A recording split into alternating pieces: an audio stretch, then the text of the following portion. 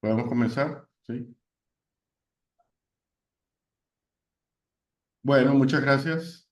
Qué bueno verlos allí. Eh, y es un honor para mí volver a la Universidad Magdalena, aunque sea online, eh, porque bueno, tuve la oportunidad de visitarlos y de disfrutar de la universidad, el Congreso de Economía Ecológica que hicimos allí. Entonces guardo muy lindos recuerdos de la universidad de ustedes. Muchas gracias, Jorge, por la invitación. Encantado de compartir algunas ideas aquí con ustedes y espero que sea interesante. Lo que podemos hacer es que yo voy a hablar durante algunos minutos, no sé, que 30, 40 minutos, y después podemos tener una sesión de preguntas y respuestas que quizás es más interesante, ¿no? Eh, bueno, el tema que le propuse a Jorge para mi participación aquí es de derechos de naturaleza, territorio y conflictos socioambientales. Entiendo que ustedes están en un curso sobre conflictos y resolución de conflictos, gestión de conflictos, porque claro, es fundamental en Colombia, bueno, en todo el mundo, pero especialmente en Colombia, ¿no? Eh, bueno, y quería comenzar diciendo que el 8 de agosto, hace unas 2 semanas, no sé si ustedes saben, pero el Congreso colombiano declaró sujeto de derecho el río Ranchería, que no está muy lejos de donde ustedes viven, en el departamento de La Guajira.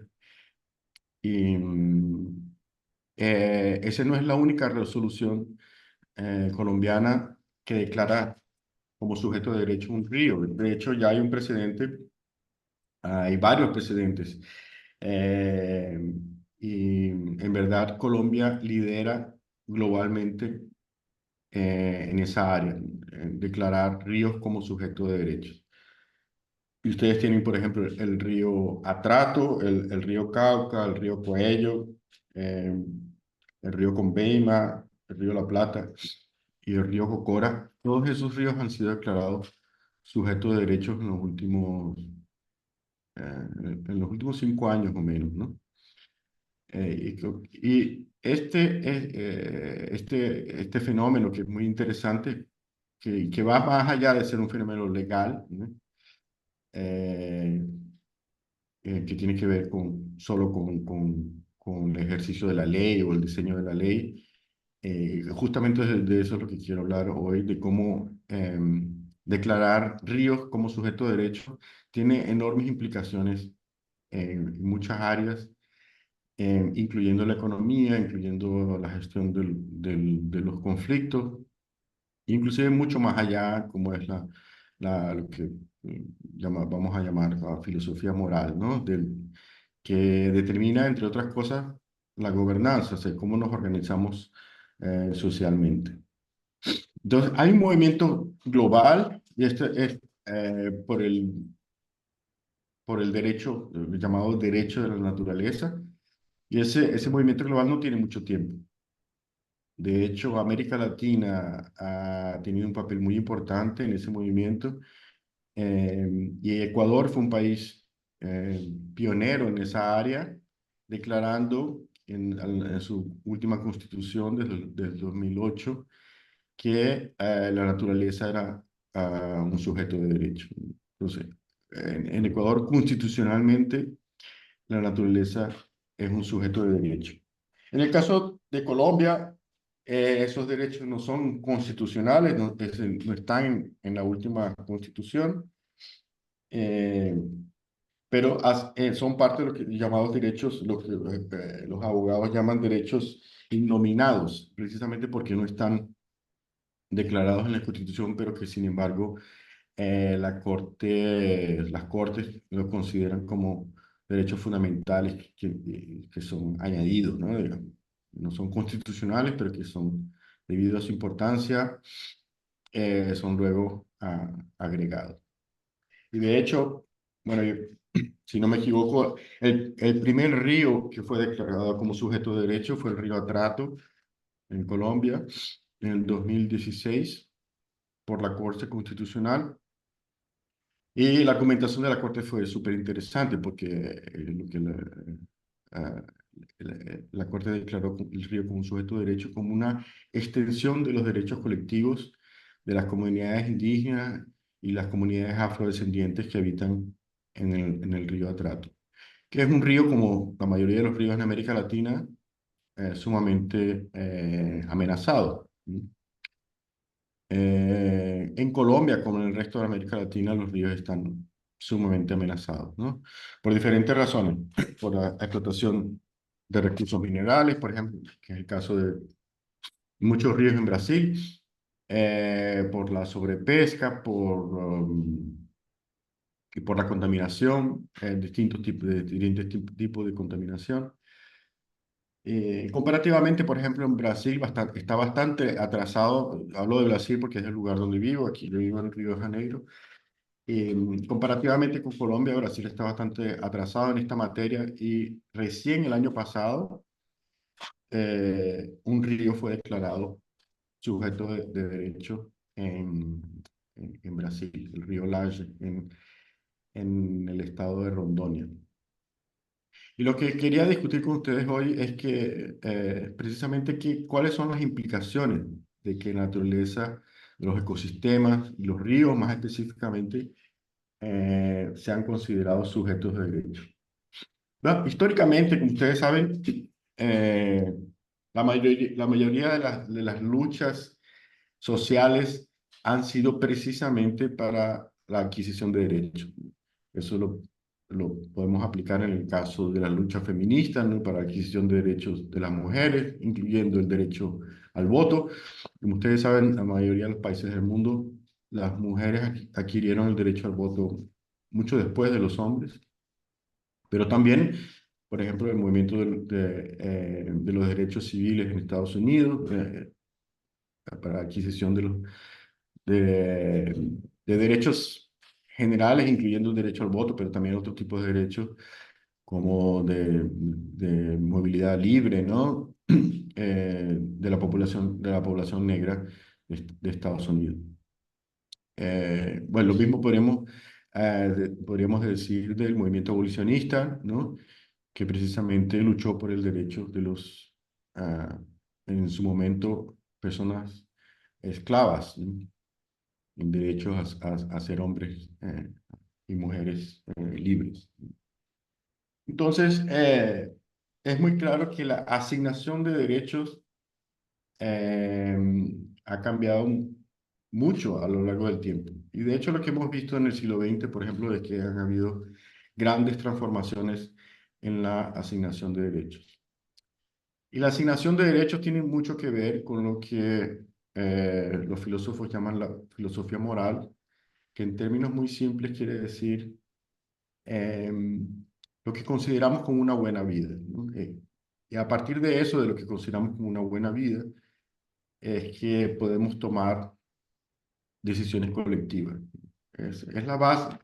Para que podamos tomar decisiones colectivas necesitamos una base común, una base ética y moral común, ¿sí? Aparte de un sistema claro de toma de decisiones colectivo. Pero el sistema que tenemos hoy en América Latina o en la mayoría de los países de América Latina, que es el sistema de la democracia liberal, ¿no? Que también está amenazado en algunos países como Venezuela, pero no solo en Venezuela, ¿no? Hay la amenaza a la democracia liberal, existe en muchas partes del mundo. Y bueno, como ustedes saben también, no todos los países tienen sistemas democráticos, ¿no? Pero la democracia, como la consideramos en la modernidad, es resultado, ¿no? De una gran transformación en la filosofía, filosofía moral, ¿no? Esa gran transformación ocurrió o empezó a ocurrir en el siglo XVIII, con lo que se ha llamado la Ilustración, ¿no?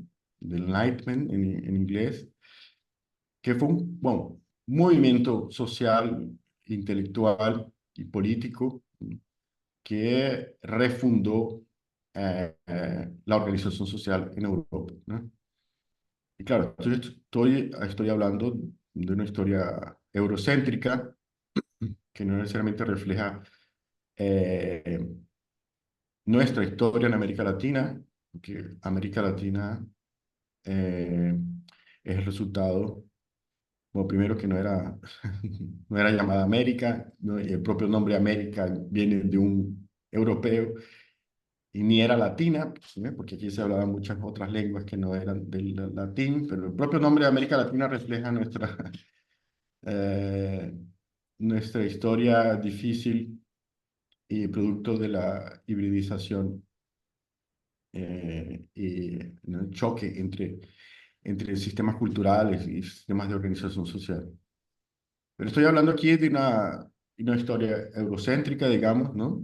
Porque, porque la construcción del Estado-nación, que es la base, ¿no? de la organización social en, en nuestros países, tiene origen europeo, es eurocéntrico. Nuestros países son países postcoloniales, ¿no? Construidos a través de un proceso de colonización bastante dramático y terrible, eh, y donde existe una estructura dominante para la toma de decisiones, y esa estructura es resultado de la colonización. Es decir, esa estructura de toma de decisiones ha sido, bueno, podría ser interpretada como una imposición, ¿no? De determinados grupos sociales que invadieron y tomaron el poder y, ¿no? y oprimieron otros grupos sociales, ¿no? Entonces, nosotros, por ejemplo, no tenemos una organización que podríamos llamar indígena para la toma de decisiones a nivel nacional. Nosotros tenemos un Estado-nación que, ¿no? Que tiene la estructura de una democracia liberal. Pero la democracia liberal históricamente no tiene mucho tiempo, ¿no? Como ustedes saben. Y el proceso de construcción de de la modernidad, ¿no? Que en general podríamos llamar de la modernidad, que resultó en la democracia liberal y en el capitalismo, que son como las dos grandes expresiones contemporáneas de la modernidad, es un proceso que duró mucho tiempo, ¿no? Quizás ustedes han estudiado eso un poco en antropología o en sociología, o en historia universal. Pero bueno, un evento que determinó un antes y un después fue la Revolución Francesa, ¿no? Y claro, la Revolución Francesa fue una expresión de cambios sociales y cambios en la mentalidad, ¿no? de las personas. Y esos cambios fueron bastante radicales. Claro, no ocurrieron en un periodo de tiempo muy corto, demoró mucho, ¿no? Digamos, demoró desde lo que actualmente llamamos modernidad. Es un proceso todavía que está, ¿no? en construcción y en revisión y en cuestionamiento. Eh, pero es un proceso que demoró desde el siglo XVIII hasta bien avanzado el siglo XX, ¿no? Eh, bueno, otro de los grandes eventos de ese proceso fue la Segunda Guerra Mundial, ¿no? Entonces, ok, ¿en qué consistió esa transformación de la filosofía moral que dio origen a la modernidad y a la democracia liberal y al capitalismo, ¿no? A la economía de mercado? Eh, bueno, fue un rompimiento con el mundo medieval. Y como ustedes saben, el mundo medieval estaba caracterizado por un orden, un orden moral mm, asociado al cristianismo, y donde la moralidad, es el bien o el mal, incluyendo las metas sociales, estaban determinadas en gran medida por la Iglesia y por las doctrinas cristianas dominantes, ¿no? Eh, Además, la organización política, la organización social en Europa, en la gran mayoría de los casos, eh, era determinada por una estructura jerárquica, ¿no? Monárquica en la mayoría de los casos, ¿no? Donde a la aristocracia y el rey eh, tenía un poder casi absoluto, ¿no? Entonces, el proyecto de modernidad comienza a cuestionar dos cosas. Primero, el poder de la iglesia, ¿no? Y el poder de la doctrina cristiana como filosofía moral que determina el orden social, ¿no? Y por otro lado, comienza a cuestionar el poder absoluto de la monarquía. Entonces, son dos procesos paralelos que vienen juntos, ¿no? Por un lado, crear un Estado, una aspiración de la Revolución Francesa, crear un Estado desvinculado de la Iglesia, ¿no? Un Estado secular, que era algo súper revolucionario para la época. No sé bueno, ustedes ya deben saber que el Vaticano y el Papa eran, bueno, enormes centros de poder, ¿no? En Europa antes del siglo XVIII. El Papa tenía un poder enorme, inclusive de controlar los monarcas, los otros monarcas, ¿no? El propio Vaticano está organizado como una monarquía hasta el día de hoy, ¿no? Eh, pero el propio Vaticano no tiene estructura democrática, ¿no? Porque el Vaticano no se ha modernizado en ese sentido, ¿no? Imposible modernizar el Vaticano porque dejaría de existir como tal, ¿no? Eh, En- Entonces, por un lado, a la aspiración de la ilustración era poder desvincular, ¿no? A la iglesia del Estado, y por otro lado, disminuir el poder de los monarcas, ¿no? Y para poder construir esas dos cosas, para poder lograr esas dos cosas, había que cambiar radicalmente la filosofía moral, ¿no? De la sociedad. ¿Cuál era el cambio más fundamental, más importante? El cambio más importante era cambiar el énfasis en Dios, ¿no? Como fuente de verdad y fuente de justicia para el individuo, como centro de la organización social. Y eso fue una enorme transformación filosófica, ética, moral de las sociedades europeas, ¿no?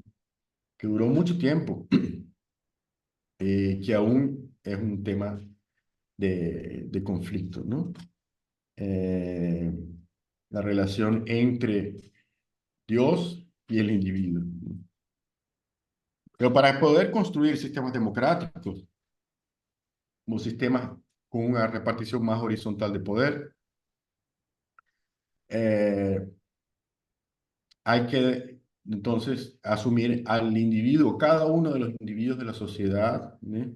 Como una pequeña fuente de poder. Esa es la idea de la democracia, ¿no? La democracia estaba fundada en ese principio de que cada persona que puede votar, ¿no?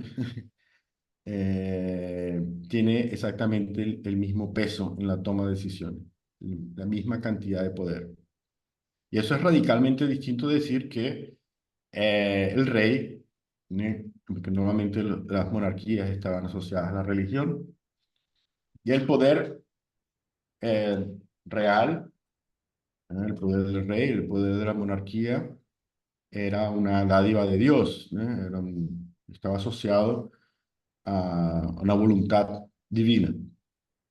Históricamente siempre ha sido así, ¿no? Eh, Era la única manera de poder explicar, ¿no? Por qué una familia real, tenía derechos especiales diferentes del resto de la población, ¿no?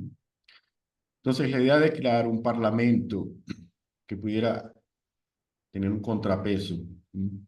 Al rey y, en última instancia, eliminar la monarquía, como pasó en la mayoría de los países europeos, no en todos, pero en la mayoría, y en los donde no ocurrió, pues la monarquía sobrevivió, pero con un simple papel simbólico. Esto necesitaba, como ya les decía, eh, colocar al individuo como eh, la unidad más importante para la organización social. Pero ya no era Dios, sino los individuos. Y esto, claro, tiene enormes consecuencias. ¿Eh? Si ya no podemos organizar la vida social por medio de la religión, la gran pregunta, la pregunta de muchos de los filósofos de la Ilustración era entonces, ¿qué tipo de principios podemos seguir, ¿no? para tomar decisiones colectivas? Y allí es cuando aparece una, una vertiente filosófica bueno, que ahora llamamos el utilitarismo, eh, en la que asume que uno de los principios fundamentales para la organización social es la mayor cantidad de felicidad, para la mayor cantidad de personas. Los filósofos ingleses llamaron, ¿no? The greatest happiness for the greatest numbers. Es decir, la mayor eh, felicidad posible para el mayor número de personas. Y eso es algo que en principio parece bastante razonable. Es decir, está fundado en esa idea de que cada persona decide cómo lograr su bienestar. ¿Sí? Y ahí la palabra bienestar sustituye a la palabra eh, sagrado. ¿Sí? Ya no existe, eh, por lo menos como principio, para organizar la vida social. Ya lo sagrado no es lo más importante, lo que es más importante es el bienestar. Y el bienestar de los individuos, claro. Estamos hablando de los individuos, el bienestar de los individuos y el bienestar claro, de los humanos, ¿no? Inicialmente, no todos los humanos, claro, porque el proyecto de construcción de la modernidad, como ya les había dicho, demoró muchísimo tiempo. Y de hecho, esos humanos que tenían derecho, por ejemplo, a influenciar la toma de decisiones colectivas, no eran cualquier humano, normalmente eran hombres, ¿no? Eran hombres blancos. Y en ese proceso de construcción, mucha gente fue excluida, ¿no? Inicialmente, como las mujeres, como las personas esclavizadas o los esclavos, y también los no humanos, ¿no?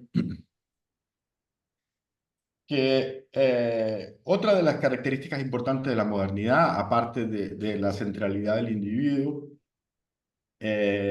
fue primero la razón, ¿no? Como principio que rige las decisiones. No es, no es por acaso que el siglo XVIII es llamado el siglo de la razón, ¿no? O sea, los filósofos europeos crearon esa idea de que las decisiones pueden ser tomadas a través de la razón, que claro, no es una invención nueva, es una invención que viene de los griegos, pero que fue retomada en la Ilustración, ¿no? Eh, porque durante mucho tiempo, durante muchos siglos, ¿no? El dogma era quien determinaba las decisiones y no la razón. Entonces, esa distinción entre razón y dogma eh, es también la base de la separación entre Estado e Iglesia. Mientras que la Iglesia está dominada por el dogma, el Estado debería estar, ¿no? En su concepción teórica abstracta, el Estado debería tomar decisiones racionales. Mm. Y otro elemento fundamental de la modernidad es la separación entre lo que hoy llamamos cultura y naturaleza. Esa separación fue importantísima para el desarrollo de la ciencia moderna.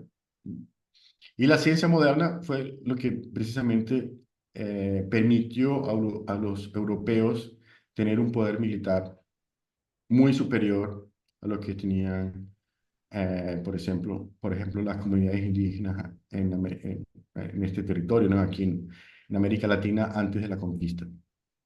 Entonces, esa separación entre cultura y naturaleza y el entender a la naturaleza como un mundo separado del mundo humano, eh, permitió el surgimiento de la ciencia como la conocemos, de la química, de la física, etcétera, ¿no? Sí, la idea eso involucraba varias cosas. Una es eh, sacarle la agencia a los entes no humanos, ¿no? El mundo natural. Solo los humanos tienen agencia, poder de tomar decisiones, ¿no? Y de imponer su voluntad. Eh, entonces, desde esa perspectiva, por ejemplo, los ecosistemas son simplemente recursos, ¿no? a ser gestionados. Es decir, la separación cultura, sociedad cosifica la naturaleza. Y al cosificar la naturaleza tiene dos consecuencias. Una es que coloca a los seres humanos encima de la naturaleza y segundo, que permite que los seres humanos tengan poder de autonombrarse dueños de la naturaleza, ¿no? Eh, entonces, bueno, cuando los españoles llegaron aquí o los portugueses llegaron aquí, preguntaron, ¿y esto aquí, no? ¿Quién es el dueño aquí? Y los indígenas no entendieron de qué estaban hablando y ellos dijeron, bueno, entonces nosotros vamos a ser los dueños. Y eso fue lo que, ¿no? Es un poco el resumen del proceso histórico de colonización. Es básicamente un grupo de personas que llegó aquí y se declaró dueño. Dueño del territorio, dueño de los ecosistemas, dueños inclusive de las personas. Que fue un debate muy largo en América Latina, ¿no? sobre si los indígenas deberían ser o no esclavizados. Eh, y claro, no hubo ningún problema en esclavizar personas de África y traerlas a América. También los blancos, ¿no? Europeos, eh, esa relación jerárquica con la naturaleza no solo ocurría entre humanos y no humanos, sino también entre los propios humanos, en las relaciones racializadas, donde habían distintas categorías de humanos y habían ciertos tipos de humanos que merecían ser esclavizados, ¿no? Eh, entonces, lo que caracteriza a la modernidad en términos generales es esas grandes dualidades, ¿no? La dualidad, por ejemplo, entre cuerpo y alma, la dualidad entre iglesia y Estado, la dualidad entre naturaleza y cultura, la dualidad entre lo sagrado y lo profano. Esas son características fundamentales de la modernidad y de la filosofía y de modo de entender el mundo occidental, y que nosotros en gran parte hemos heredado. Pero claro, en esta parte del mundo había otras cosmogonías, otras cosmovisiones muy diferentes y que existen hasta ahora, ¿no? Entonces, eh, bueno, la idea que quería compartir con ustedes es que yo creo que lo que está ocurriendo ahora con, eh, con ese movimiento que intenta otorgarle derechos a los ríos, a los ecosistemas, a la naturaleza en general, eh, refleja o es una oportunidad para que experimentemos un cambio tan radical en nuestra filosofía moral como fue el cambio del mundo premoderno al mundo moderno. Eh, Parece difícil lograr esto, pero si ustedes lo ven desde el punto de vista histórico, en realidad, como les dije, la construcción de la modernidad fue un proceso que duró varios siglos, ¿no? Y es posible que la construcción de ese otro mundo posible, eh, fundado en otra filosofía moral, muy diferente a la que tenemos actualmente, también demore mucho. Y lo que estamos viendo ahora quizás sean el reflejo de eh, algunos movimientos en ese sentido, ¿no?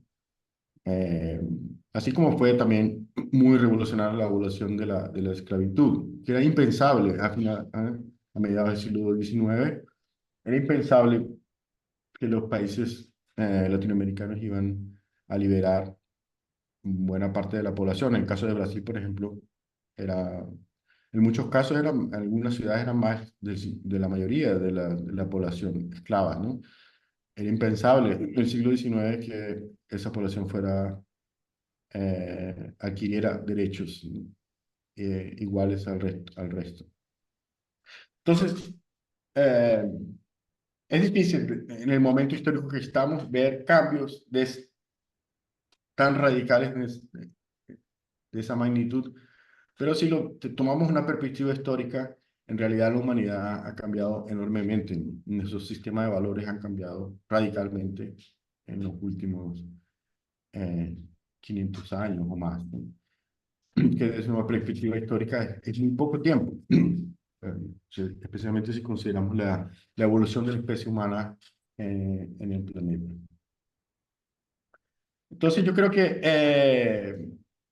ese movimiento para otorgarle derechos a la naturaleza, claro, no es una panacea, no es declarar un río sujeto de derechos, no resuelve los problemas inmediatamente del río, pero eh, es una oportunidad de cambiar eh, radicalmente nuestro sistema moral, ¿no? Nuestra filosofía moral en la que se funda el Estado, los estados postcoloniales que tenemos. Y bueno, eh, ¿por qué? ¿Por qué digo esto? Eh, bueno, primero porque otorgarle derechos a un río cuestiona el, el- la posición que tienen los seres humanos en la toma de decisiones.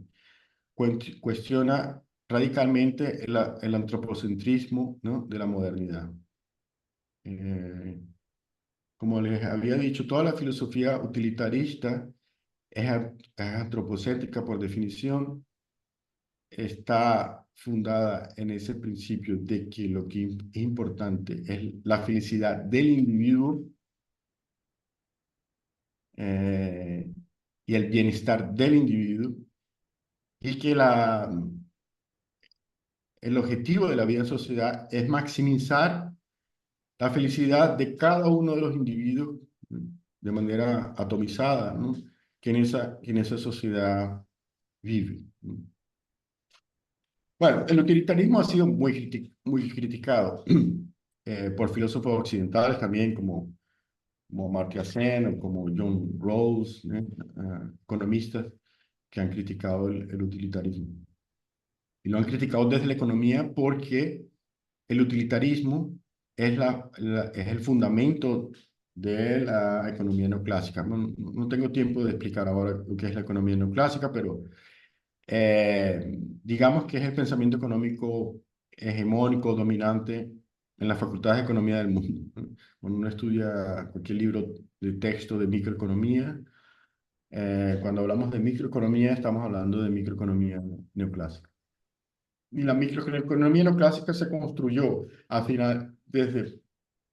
entre finales del siglo XIX y principios del siglo XX en un contexto anglosajón y a partir de los filósofos utilitaristas, como John Stuart Mill, como Henry Sidgwick, como, eh, eh, y a partir de esos, como, Jeremy Bentham, es decir, es parte de una tradición filosófica, de filosofía moral utilitarista, que tiene un contexto cultural específico y un contexto histórico específico, que es la Inglaterra victoriana, que ustedes saben era el centro de poder más grande del mundo. El imperio inglés a finales del siglo XIX era el imperio más poderoso del mundo.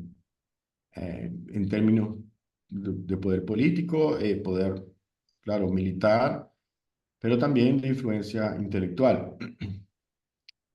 Eh, y a partir de allí, eh, bueno, autores como Walras, como Jevons, como Edgeworth, que son los fundadores de la economía neoclásica, contemporánea, que todavía los podemos estudiar. Abrimos cualquier libro de texto de microeconomía y vamos a estudiar esos autores, ¿no? Eh, eh, Ellos incorporaron el utilitarismo en la base del pensamiento económico neoclásico.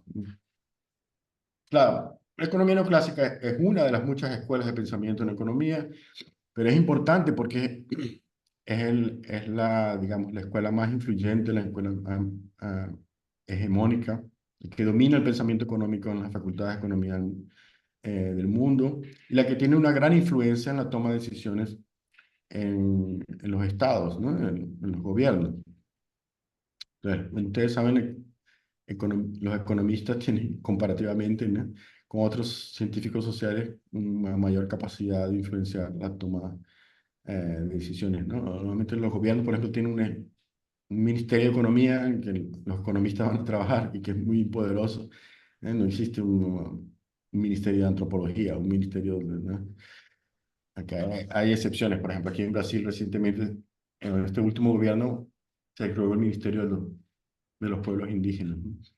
Pero no es muy común tener Ministerio de Pueblos Indígenas en América Latina, lamentablemente. Entonces, el pensamiento utilitarista tiene una enorme influencia, tanto en las universidades, ¿no?, en el pensamiento económico, cuanto en los estados.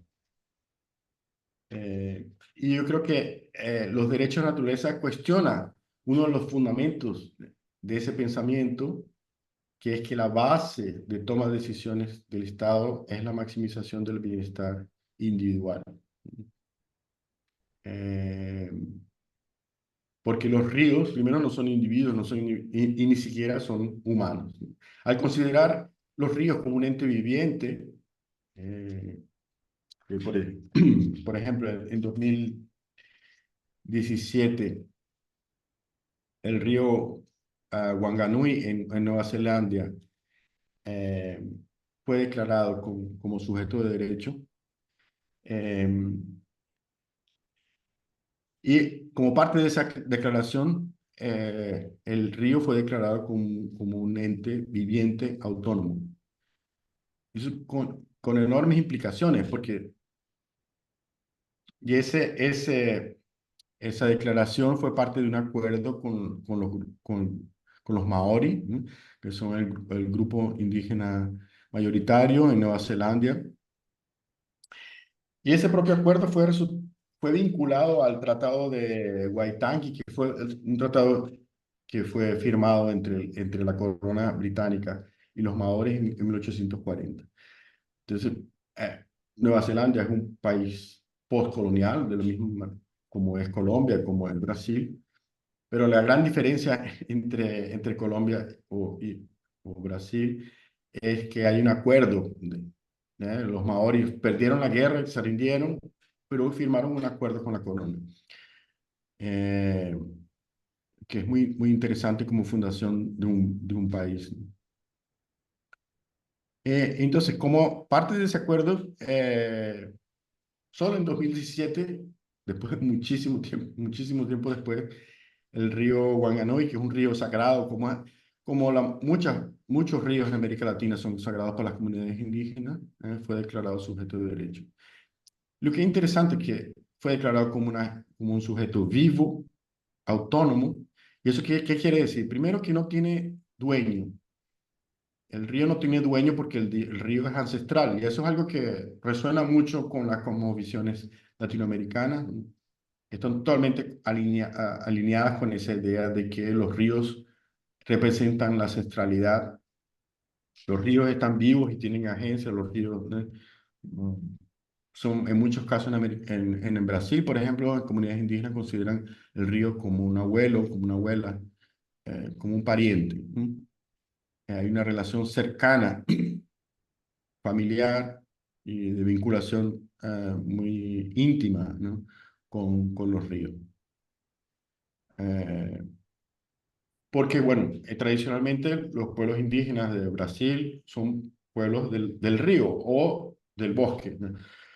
De hecho, en portugués se llama así, povos da floresta, ¿no? Es la misma cosa en Colombia. Las comunidades tradicionales normalmente están en ríos, cerca de ríos y cerca de los bosques, ¿no? No solo cerca, sino que el bosque es resultado de la agencia de las comunidades, ¿no? Eh, y viceversa. Eh, no existiría comunidad sin río, no existiría río sin comunidad. Eh, de hecho, en Maori existe una expresión que dice yo soy el río y el río soy yo. Entonces no existe la distinción eh, cultura-naturaleza tal como la conocemos en el mundo occidental, ¿no? Que es parte de lo que mencionaba antes, que es parte de la modernidad. Existe una continuidad, ¿no? entre la sociedad y la naturaleza. De hecho, muchas comunidades indígenas, muchas lenguas indígenas no tienen la palabra naturaleza como algo separado de lo humano. Eh, entonces, eso es bien interesante porque tanto en el caso de Nueva Zelanda como en el caso de Colombia, del Río Atrato, la Corte Constitucional en Colombia usó el argumento de los derechos que ellos llamaron bioculturales. Es decir, que los derechos del río eran una extensión de los derechos colectivos que ya habían sido adquiridos por las comunidades indígenas y afrodescendientes en Colombia.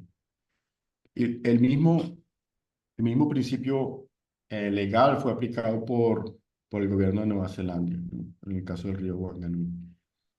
Entonces es una especie de diálogo, de reconocimiento de esas otras cosmovisiones que en realidad son poco compatibles con las bases jurídicas del mundo occidental, ¿no? Eh, Porque uno de los fundamentos del sistema legal occidental, por ejemplo, es el derecho de propiedad. Si el río no tiene dueño, ni siquiera el Estado es el dueño, ¿no? Porque para los maoris, ellos no se consideran dueños del río. Y si los maoris tienen deberes en relación al río, que es el caso también de muchas comunidades indígenas, eh, que se ven como, como un momento de paso, ¿no? Como temporal entre el pasado y el futuro. Y por lo tanto asumen responsabilidad por el cuidado del territorio, que incluye el río. Eso es muy diferente a la noción de derecho de propiedad. De hecho, hay anécdotas bien interesantes de que durante la colonia española, uno de los argumentos utilizados por algunos filósofos en España para justificar la guerra contra los indígenas era precisamente que ellos no tenían un grado de civilización muy avanzado porque no tenían el derecho de propiedad privado. No existía el derecho de propiedad privado. Y para los españoles el derecho de propiedad privado es un síntoma de civilización. Y era un aspecto fundamental de la modernidad también. Y en buena parte de la idea de quitarle poder a los monarcas o a la aristocracia era precisamente la intención de la nueva burguesía, ¿no? De defender sus derechos de propiedad. Es decir, de que no fuera que sus terrenos, sus casas, etcétera, no fueran expropiadas de manera arbitraria por los monarcas. Entonces, la defensa de los derechos de propiedad era, fue un elemento fundamental de la democracia y así es, por ejemplo, sigue siendo en el sistema legal de Estados Unidos. La defensa de la propiedad privada y la defensa, bueno, en el caso de ellos, también, la defensa de tener armas, ¿no? La defensa de tener armas estaba fundada también en el hecho de que, de que la población civil tendría el derecho de defenderse frente a los abusos de poder del Estado. Eso ya no tiene mucho sentido ahora, pero esa era una de las bases, se fue una de las bases de la Constitución norteamericana. Entonces, existe un cambio entonces radical que está implícito en otorgar derechos a, al río, que, que es ese cambio del individuo al territorio como eje de toma de decisiones sociales. Yo creo que lo más importante no es la felicidad del individuo, o mejor dicho, es la idea de que la felicidad es imposible disociar la felicidad del individuo del bienestar del territorio, de la calidad del territorio. Bueno, la propia Francia Márquez, allí en Colombia, cuando era activista, decía, no hay libertad sin territorio. Esa es la idea que no hay vida sin territorio. Y eso es algo muy claro en todos los movimientos indígenas en América Latina, de que no hay bienestar sin territorio. Si el punto de partida no es el individuo, el punto de partida es el territorio. El territorio extendido como un conjunto de relaciones, ¿sí?, entre humanos, pero también entre humanos y lo que nosotros llamamos el medio ambiente o el mundo natural o las especies no humanas. Eh, y para muchas comunidades indígenas, como visiones indígenas, existe una relación fluida. Existen humanos que pueden convertirse en animales, por ejemplo, o animales que pueden convertirse en humanos. Esa relación no es dicotómica o dual, sino que es fluida. Eh, entonces, eh, es un punto de partida bien diferente. Asumir el territorio como el bienestar del territorio, como el elemento eh, fundacional, el elemento más importante para la toma de decisiones. Esa es una idea súper interesante para ser incorporadas en el Estado, porque el Estado postcolonial hasta ahora no ha funcionado de esa manera. Las comunidades indígenas sí, porque para ellos es muy claro que no existe vida sin territorio. Es imposible vivir de la pesca si el río no está sano. Si el río muere y tú dependes de la pesca, se acabó tu vida. No tiene sentido hablar del bienestar individual desvinculado del bienestar del territorio, del bienestar de los otros, ¿no? Eh, del mismo modo que en la ciudad no tiene sentido, por ejemplo, yo vivo aquí en un sitio donde hay aguas servidas a aire libre. Yo vivo en una área clase media, pero en Brasil es súper común eso de que haya eh, cloacas al aire libre pasando por la ciudad. No, no solo aquí, en muchas partes de América Latina. O, bueno, no sé, yo salgo a la calle y voy a encontrar, estoy seguro que voy a encontrar muchas personas viviendo en situación de abandono, de calle, ¿no? Eh, lo mismo pasa en Colombia. Entonces, bueno, esa es una noción muy clara también de que cómo yo voy a ser feliz si vivo en un lugar que tiene aguas servidas al aire libre, o cómo voy a ser feliz si hay gente pasando hambre en la calle y que no tiene donde, ¿no?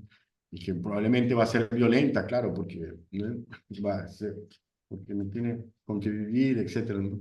¿Cómo ser feliz en un país violento o lleno de conflictos, como, ¿no? Es el dilema que todos en América Latina enfrentamos.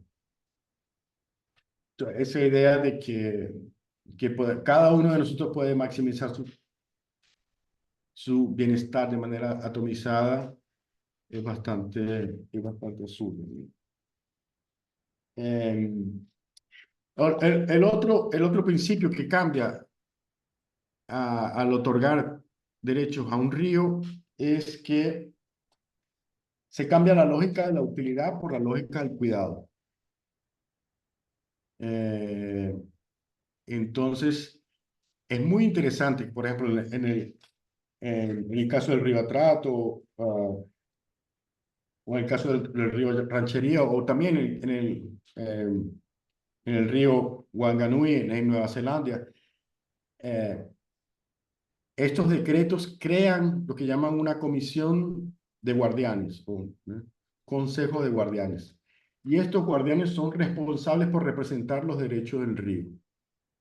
Es una idea interesantísima, que primero, esos guardianes no son los dueños del río, ellos son los... ¿eh? Eh, En, eh, en, en Colombia, el papel de los guardianes está fundado en la idea de la tutela, ¿no? eh, el principio de la tutela, que también aplica a otras situaciones, por ejemplo, en el caso de los niños, ¿no? Los padres, bueno, es un gran dilema, ¿no?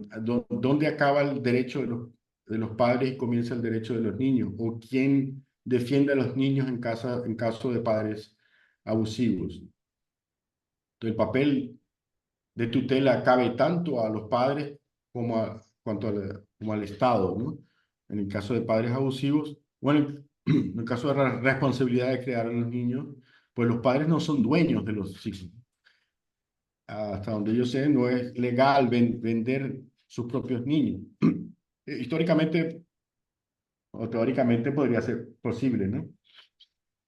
Es decir, los padres no tienen derecho a propiedad sobre sus hijos.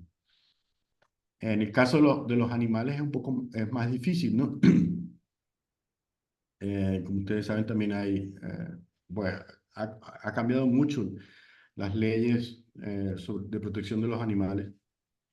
Eh, y bueno, no sé si ustedes mismos se consideran, si tienen un perro, un gato, si se consideran dueño del perro o dueño del gato.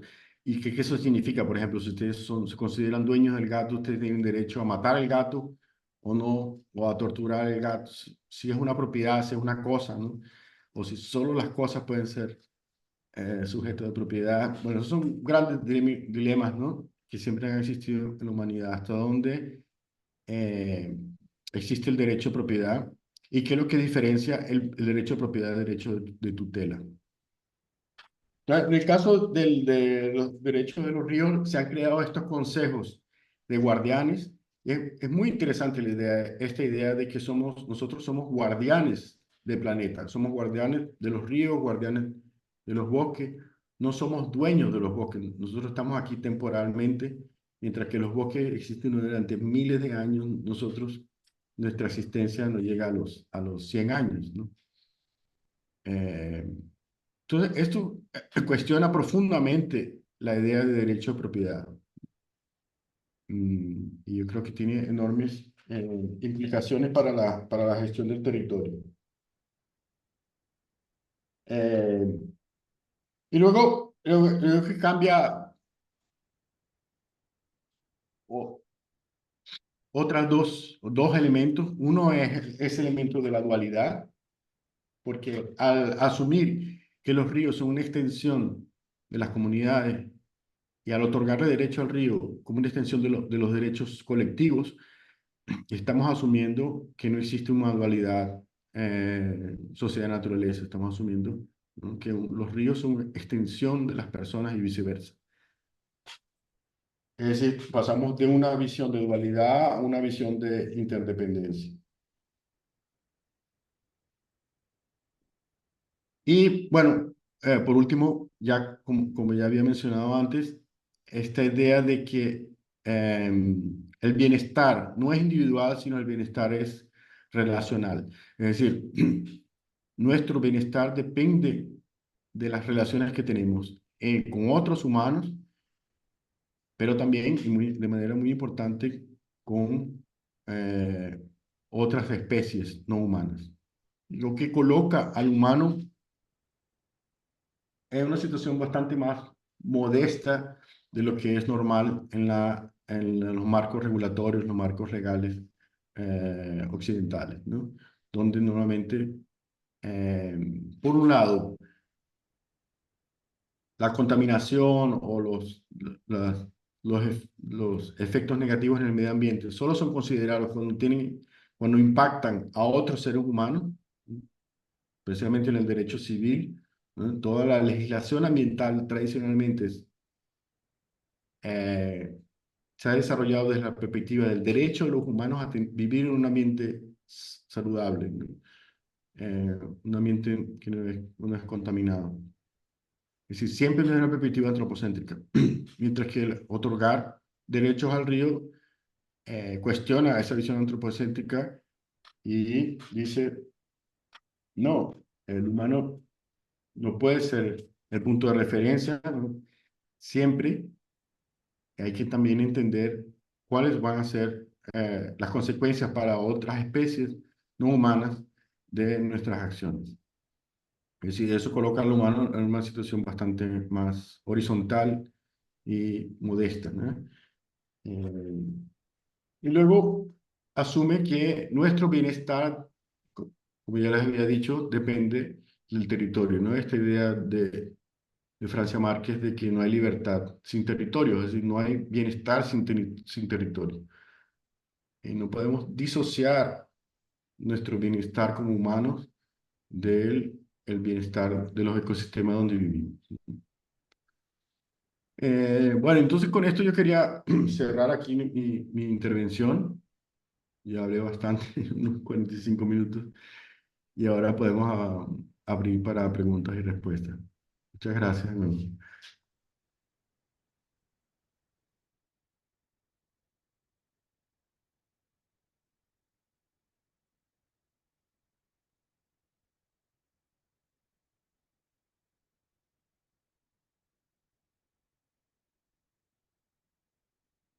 Roldán, eh, realmente yo quiero hacerte una pregunta. En este mundo de posmodernidad, de correcciones sociales, podríamos pensar que también esto de los derechos de la naturaleza responden a una corrección política y ética con la naturaleza de nuestro actuar en el planeta Tierra, o responde más bien a una conciencia global de cuidado interespeciales y con la naturaleza?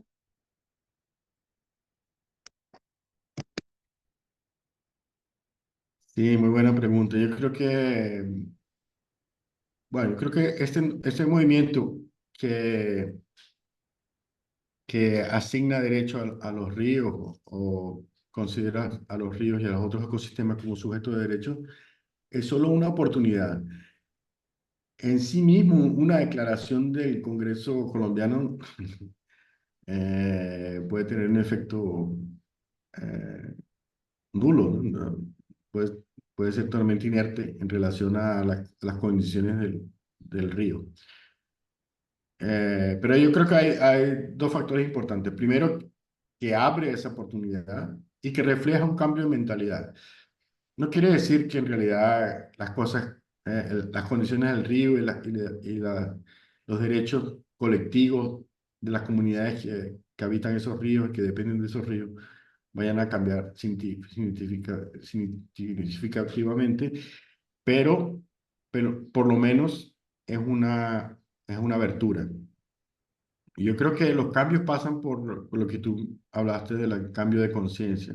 Los cambios reales pasan por cambios de conciencia. Y mi visión es que los cambios de conciencia demoran mucho tiempo, ¿no? No es de un día para otro que se consiguen.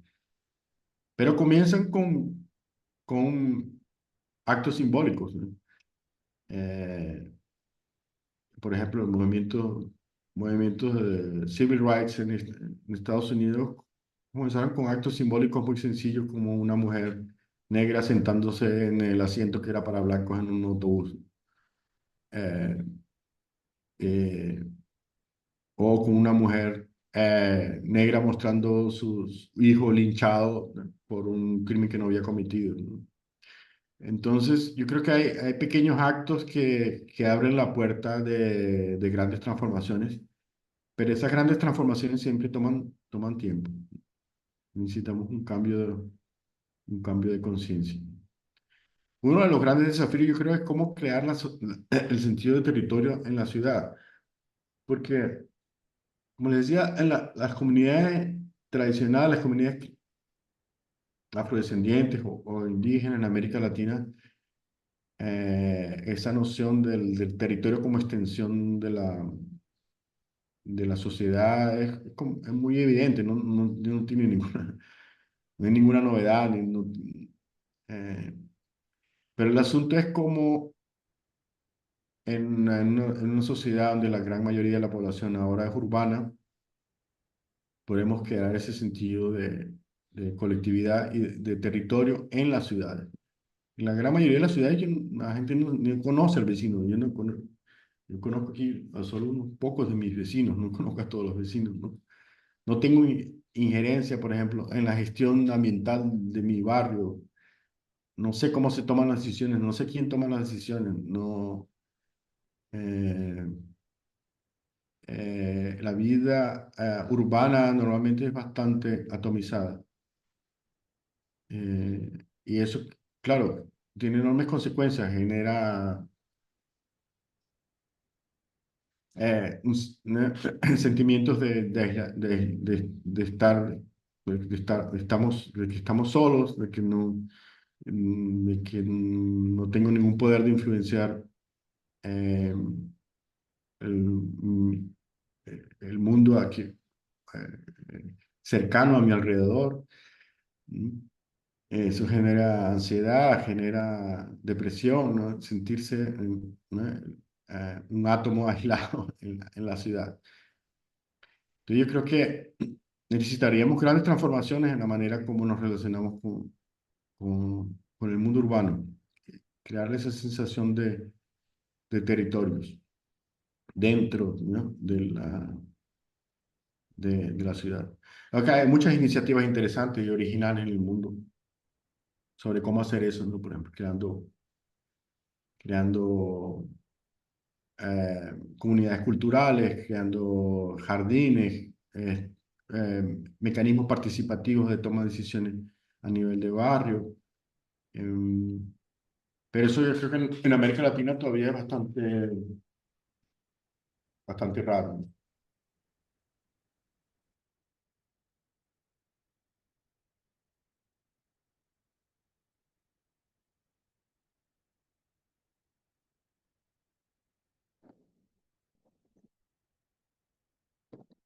Bueno, Roland, gracias. Quería preguntarle si alguien de los que está conectados, Diego Higuera, quisiera hacer alguna pregunta al profesor o eh, como para que le Sí, demos la gracias. participación. Gracias por darme la palabra. Sí, muy interesante. Muchas gracias, Roldan, por la presentación. Eh, Hay como muchos elementos, definitivamente, y me gustaría pues saber un poco, de pronto en ese tema de la conciencia, de, pues, de ese cuidado hacia la naturaleza, de pronto esto ahora de las prácticas del consumo responsable, el tema tal vez de no sé, la trazabilidad, de dónde vienen las cosas, tal vez eso va enfocado, esa es mi pregunta, va enfocado en ese cambio de conciencia y qué tan fácil puede ser que eso realmente pase en una transición relativamente rápida. La pregunta es, ¿eso es tal vez de las mejores apuestas o la mayor apuesta que se está haciendo para que las cosas cambien?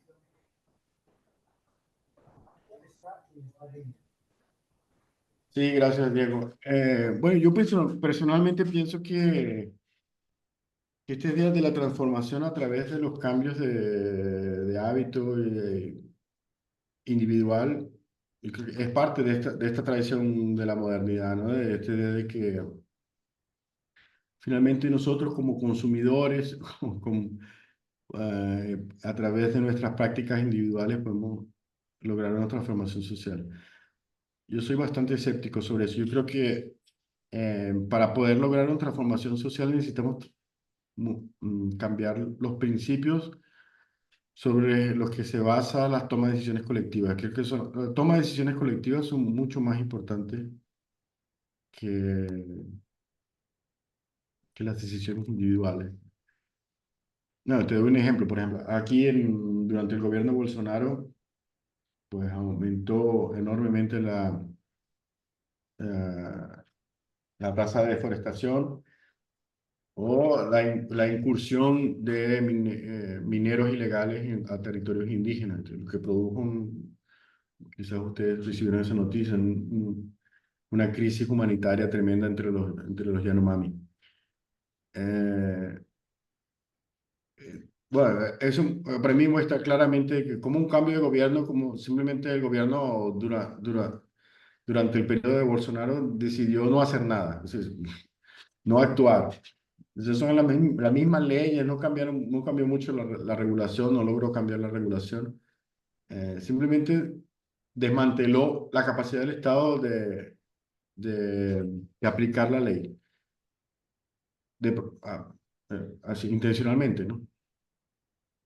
Las leyes ambientales, las leyes de protección de los territorios indígenas, etcétera, ¿no? O sea, respondía a una ideología específica que favorecía a la extracción mineral y a la apropiación de tierras públicas para la producción de ganado o la especulación fundiaria, etcétera.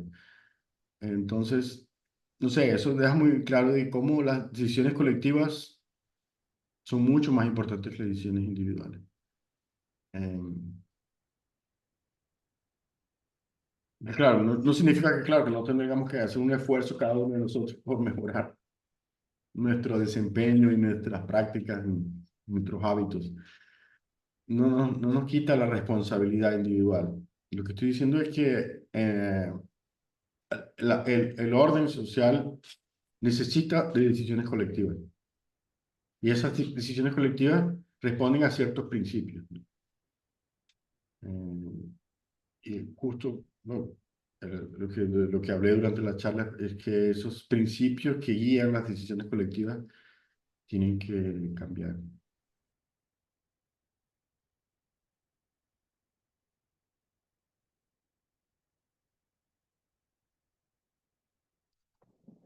Bueno, darle las gracias al profesor Roldán, a Diego, a todos los jóvenes de la asignatura de resolución de conflictos sociales, eh, que ha sido muy ilustrativo e inspirador también para cobrar conciencia de nuestra interacción y parte de como naturaleza. Entonces, muchas gracias a todos los presentes, a los estudiantes, a Diego, al profesor Roldán y que se sigan repitiendo estos espacios. Y Roldán, si hay una oportunidad, en una de tus asignaturas en la Universidad de Río para asuntos de alimentación y resolución de conflictos, con todo gusto. Y Diego, siempre invitado. No sé por qué canal eh, te hayas conectado, pero bueno, la idea es que puedas seguir participando también de este semestre de las masterclass que tienen un alto componente en conflictos socioambientales. Gracias, profesor Roldan, y nos estamos hablando por el interno y ahí te estoy contando cómo van las cosas.